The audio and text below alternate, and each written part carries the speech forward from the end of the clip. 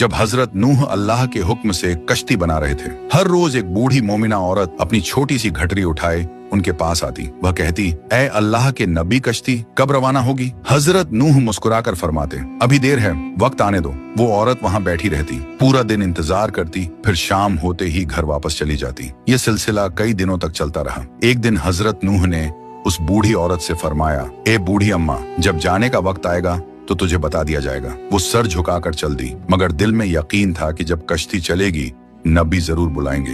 वक्त गुजरता गया, फिर अल्लाह का अजाब आ गया। जमीन पर तूफान बर्पा हो गया, पानी हर तरफ फैल गया और हजरत नूह की कश्ती रवाना हो गई। लेकिन हजरत नूह उस औरत को बुलाना भूल गए। जाहिरी तौर पर ऐसा ही हुआ। तूफान थम गया, समंदर की लहरें रुक गईं। कुछ वक्त बाद हजरत नूह के दिल में ख्याल आया कि चलो उस शहर को देखा जाए जहां से सब कुछ शुरू हुआ था। वो कश्ती से उतरे और शहर की तरफ चल दिए। जब शहर पहुंचे तो देखा हर तरफ वीरानी और तबाही है, मगर एक कोने में एक झोपड़ी से रोशनी आ रही थी, एक दिया जल रहा था। हजरत नूह हैरान हुए, इतना बड़ा तूफान आया, सब कुछ डूब गया, लेकिन ये दिया कैसे जल रहा है? उन्होंने जोर से अल्लाहू अकबर कहा। झोपड़ी का पर्दा उठा, वही बूढ़ी औरत घटरी उठाए बाहर आई और मासूमियत से बोली, या नबी अल्लाह, क्या कश्ती अब तैयार है? चलें। हजरत नूह की आंखें हैरत से फैल गईं।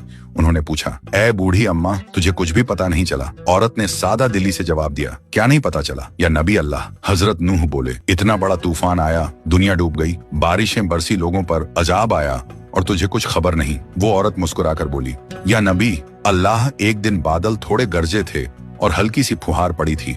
बस हजरत नूह ने आसमान की तरफ देखकर फरमाया, ए मेरे रब, यह क्या मौजा है?